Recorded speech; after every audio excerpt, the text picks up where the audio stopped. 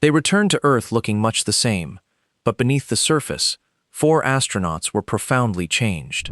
On April 10, 2026, Reid Wiseman, Victor Glover, Christina Koch, and Jeremy Hansen splashed down in the Pacific Ocean off the coast of San Diego.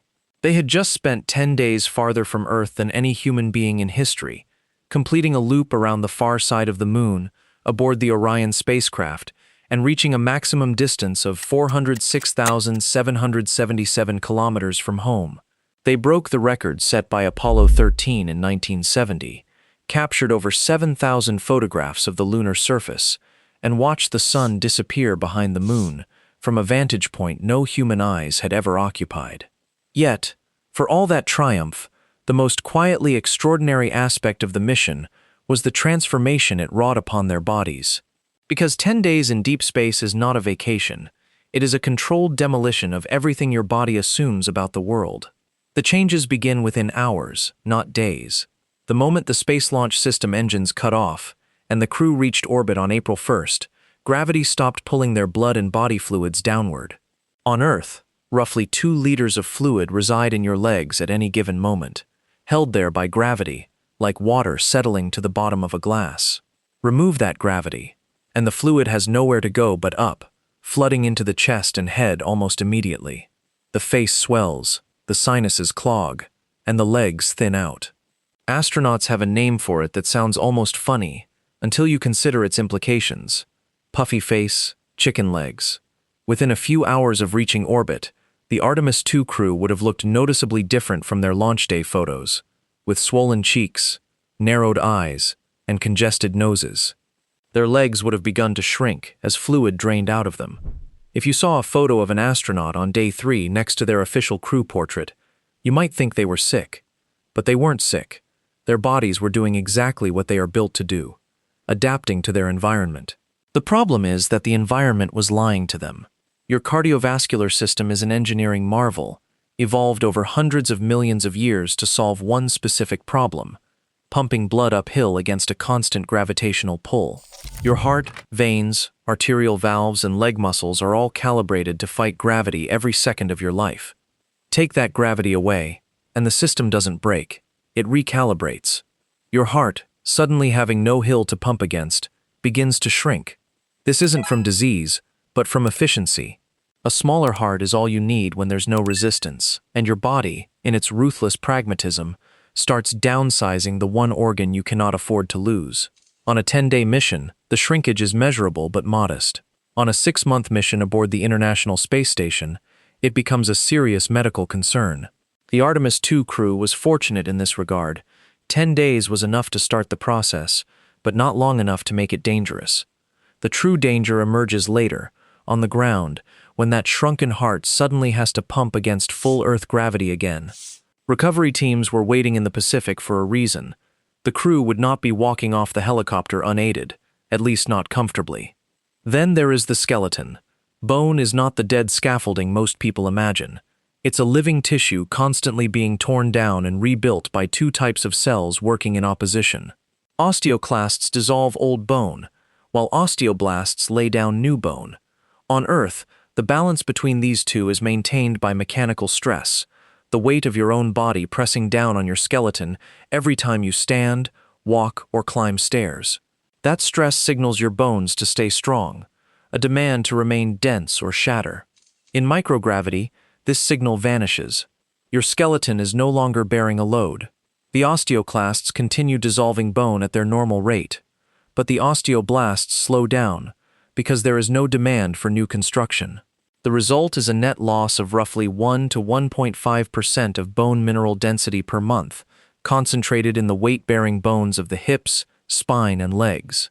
This rate is roughly equivalent to what a postmenopausal woman with osteoporosis loses in an entire year on Earth, compressed into 30 days. On the space station, astronauts exercise for 2 hours daily on treadmills and resistance machines specifically to combat this. The Artemis II crew had a flywheel exercise device inside Orion, a cable-based system that supported rowing, squats, and deadlifts. However, Orion is about the size of a camper van, and 2 hours of structured exercise in a camper van shared with 3 other people while floating is not the same as 2 hours in a gym. 10 days isn't long enough for catastrophic bone loss. The crew didn't return with brittle femurs, but measurable changes at the cellular level begin within 72 hours. Mouse studies have even shown functional bone loss as early as 3 days after exposure to radiation doses comparable to a solar flare. And the Artemis II crew wasn't just dealing with microgravity. They were dealing with something International Space Station astronauts are largely shielded from: radiation.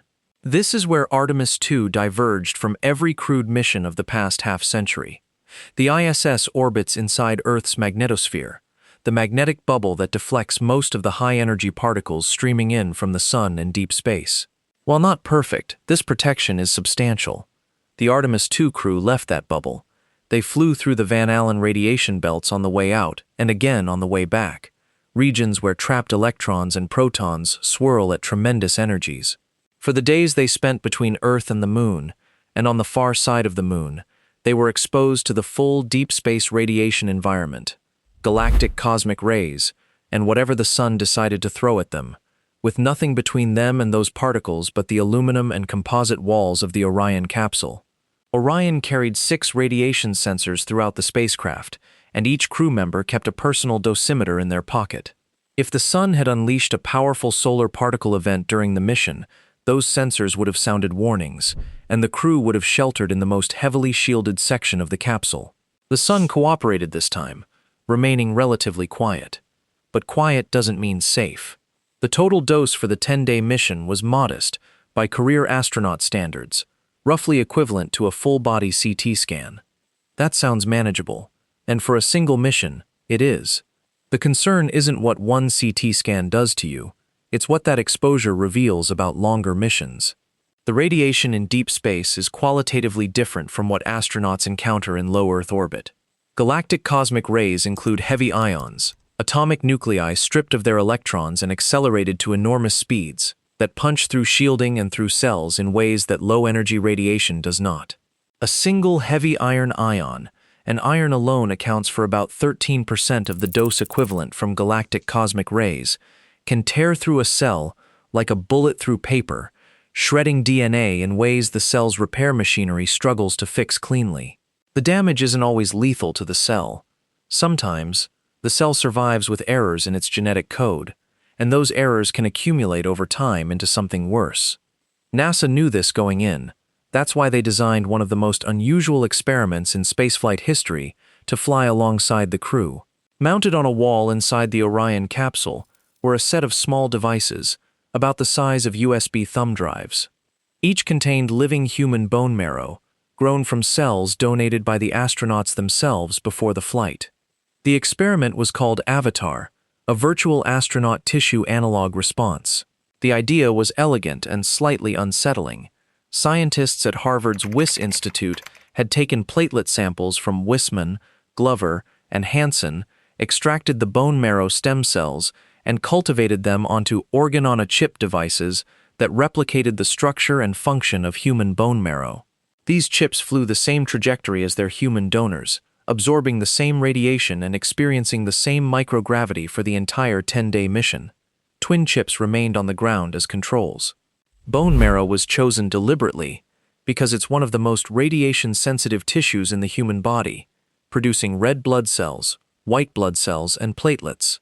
Damage it, and you compromise the immune system, the blood's ability to carry oxygen, and its ability to clot.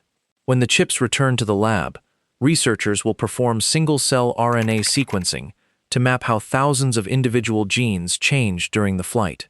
The results will be compared to the ground controls and to blood samples taken from the actual astronauts before and after the mission. Nobody expects the Artemis II crew to show signs of radiation sickness. The dose was too low for that. What researchers are looking for is subtler, molecular signatures of stress, early indicators of accelerated aging in the cells, and changes in gene expression that might, over a longer mission, cascade into something clinically significant. The Avatar chips are a preview, a way to see the future of deep space travel, written in the biology of 4 people who spent 10 days living in it. Meanwhile, inside their own bodies, other changes were accumulating, in ways the crew could feel. Muscle atrophy begins fast. Without gravity to resist, the muscles in the legs and lower back, the ones that spend all day on Earth keeping you upright, start to wither. Astronauts on longer missions can lose up to 20% of their muscle mass in as little as 5 to 11 days. The Artemis II crew was right in that window. The flywheel helped. Daily exercise sessions where all 4 crew members took turns rowing and doing resistance movements kept the worst of the atrophy at bay. But the flywheel weighed just 13.6 kilograms and was about the size of a carry-on suitcase. It was designed to meet strict mass and volume constraints. You don't get a squat rack in a spacecraft smaller than most studio apartments. The muscle loss isn't just about strength, the type of muscle fiber changes. Slow-twitch endurance fibers, the ones that keep you standing all day, begin converting to fast-twitch fibers. This is your body rewriting its own hardware for an environment where endurance doesn't matter, and quick bursts of movement do. While practical for floating through a spacecraft, it's terrible for walking on Earth. And then there are the eyes. Roughly a third of astronauts on long-duration ISS missions develop a condition called spaceflight-associated neuroocular syndrome, or SANS. The fluid that shifts toward the head in microgravity doesn't just puff up the face, it increases intracranial pressure, the pressure of cerebrospinal fluid inside the skull. That pressure pushes on the back of the eyeballs, flattening them slightly, swelling the optic nerve, and causing farsightedness. Some astronauts who had perfect vision their entire lives suddenly need reading glasses in space. Some experience changes that persist for months or even years after landing. For a 10-day mission, full-blown SANS is unlikely, as the more severe structural changes to the eye take weeks or months to develop. However, the fluid shift is immediate, and the pressure increase begins on day 1. The Artemis II crew tested an orthostatic intolerance garment on the return leg of the trip, a piece of clothing worn under their spacesuits, designed to help maintain blood pressure and circulation during the transition back to gravity. That garment exists because the return is where the body's recalibration turns hostile. All those adaptations that made sense in microgravity, the shrunken heart, the redistributed fluids, the relaxed blood vessels, become liabilities the moment gravity returns.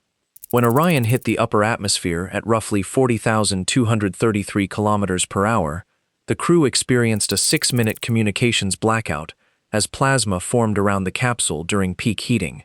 The heat shield, a subject of intense debate before launch after issues discovered during the uncrewed Artemis I test flight, absorbed temperatures that would melt steel while the crew sat mere meters away behind it. They endured up to 3.9 Gs during re-entry, nearly 4 times the force of gravity pressing them into their seats. For bodies that had spent 10 days without any gravitational load at all, that transition was violent. Imagine spending 10 days floating in a warm pool, weightless, your muscles relaxing, your heart easing off, your entire circulatory system resettling into a new equilibrium. Now imagine someone strapping you to a chair and dropping you from a cliff. That's an exaggeration, but the physiological whiplash is real. The heart had to pump harder than it had in over a week. Blood that had been floating freely in the upper body suddenly crashed back down into the legs. The vestibular system, the balance organs in the inner ear that had spent 10 days with no reliable gravitational reference, was suddenly overwhelmed with input. About half of all first-time space travelers experience severe motion sickness in orbit. The return can be just as disorienting. Standing up after splashdown without assistance would have been difficult. The recovery team extracted the crew from Orion in open water, transferred them to an inflatable raft, and helicoptered them to the USS John P. Murtha. Post-mission medical evaluations began immediately on the ship. The crew will spend weeks in post-flight reconditioning. Their muscles need to relearn how to fight gravity.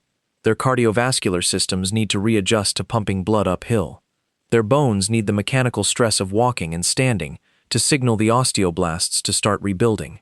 Their balance systems need to recalibrate to a world where down is a fixed direction again, not a concept that changes every time you turn your head. And here's what makes all of this quietly extraordinary. This was just 10 days. 10 days of weightlessness, 10 days of radiation exposure, 10 days in a spacecraft the size of a small RV. And the list of physiological changes is already this long. Muscle atrophy, bone demineralization, fluid redistribution, cardiovascular deconditioning, vestibular confusion, cellular stress from radiation, and the potential early signatures of accelerated aging. All of it began within hours and accumulated every day of the mission. NASA has plans for missions lasting months. Artemis IV aims to put astronauts on the lunar surface in 2028 for extended stays. Mars missions would take roughly 3 years round trip. Imagine 3 years of everything the Artemis II crew experienced in 10 days, magnified and compounded. The bone loss alone would be staggering. 18 months, at 1 to 1.5% per month, means an astronaut arriving at Mars could have lost a quarter of their hip bone density. The radiation exposure would accumulate far beyond the CT scan equivalent of a lunar flyby. Galactic cosmic rays don't stop, they don't take days off, and there is no magnetosphere between Earth and Mars. The Avatar experiment matters precisely because of this timeline.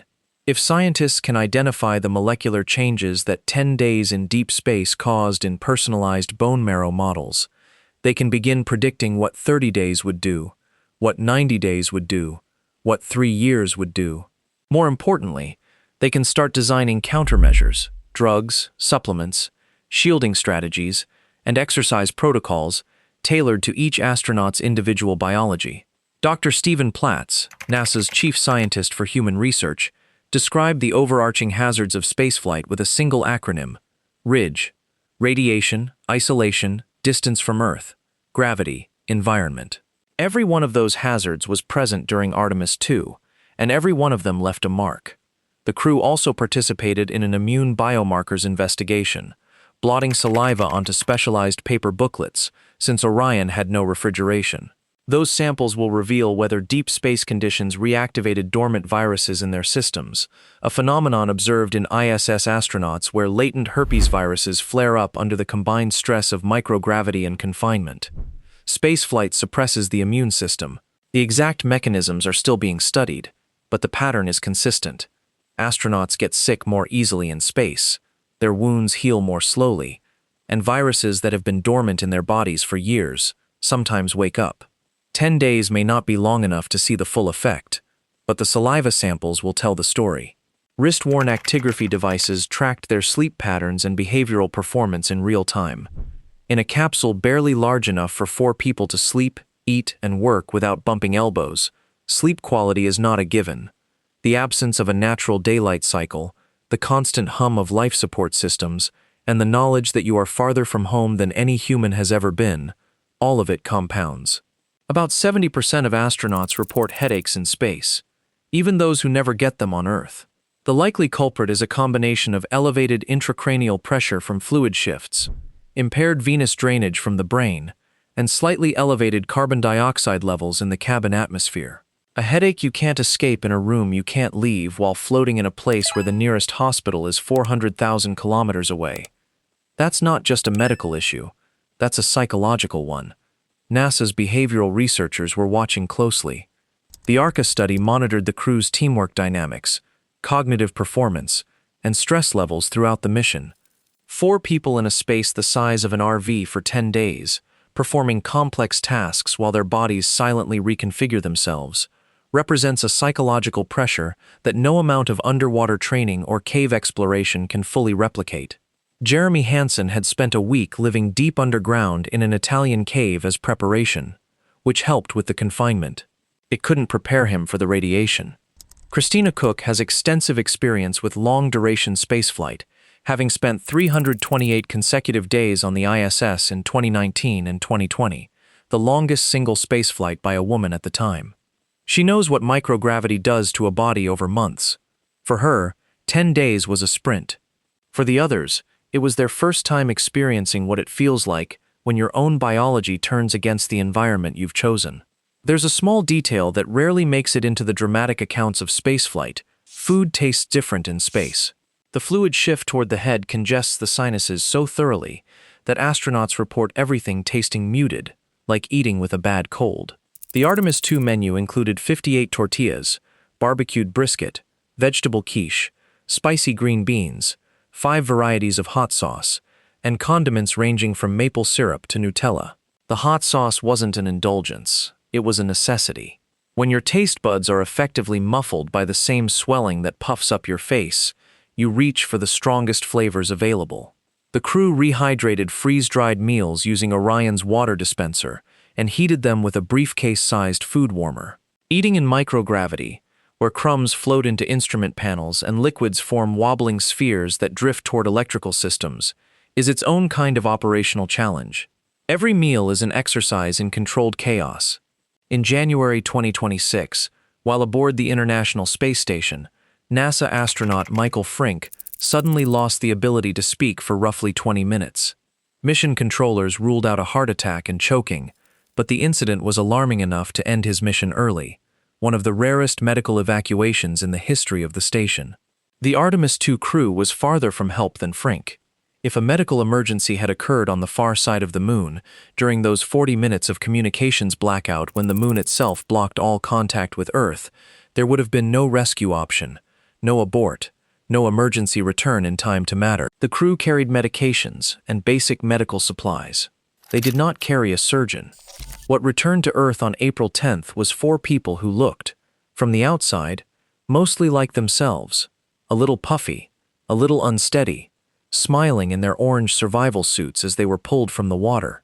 But beneath the surface, at the level of cells and fluids, bone mineral density and gene expression, and cardiovascular tone, they were measurably, quantifiably different from the 4 people who had launched 10 days earlier. We sent them to the moon and brought them back. The question that Artemis II was truly asking, the question that all those experiments and all those saliva booklets and all those tiny bone marrow chips were designed to answer, is whether we can send people much farther for much longer and still bring them back whole. The data from this mission won't provide a final answer. It will provide a first draft, and in that first draft, written in the biology of 4 astronauts who spent 10 days in the most hostile environment any human has entered in over 50 years, we might find the beginning of a map for everything that comes next.